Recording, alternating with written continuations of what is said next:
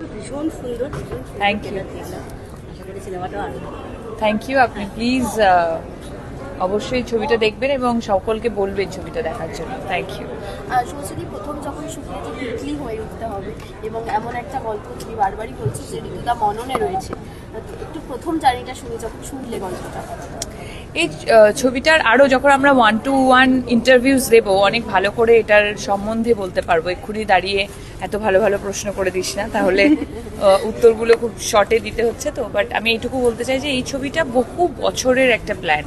কোনো না কোনোভাবে যে ছবিটা বন্ধ হয়ে যাচ্ছিল, হয় প্রডিউসার চলে যাচ্ছিল, না হয় আমি প্রেগনেন্ট হয়ে গেছিলাম, যেটার জন্য পুরো ছবিটাই আইডি পিছিয়ে দিল, কারণ আমাকে ছাড়া ছবিটা করতে চায়নি আইডি।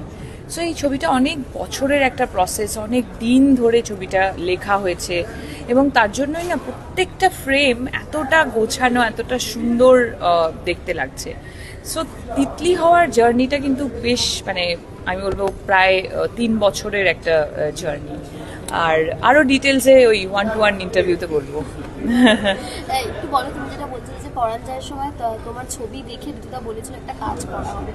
পরাণ যাওয়ার সময় নয়, আমি একটা ইভেন্টে ওনার সাথে মিট করেছিলাম এবং উনি সেই মিটিং নিয়ে আমাকে বলেছিলেন যে তোর কাজ আমি দেখেছি, তোর নাম শুভশ্রী আমি জানি, তুই খুব সুন্দরী কিন্তু, হ্যাঁ তোর কাজ পরাণ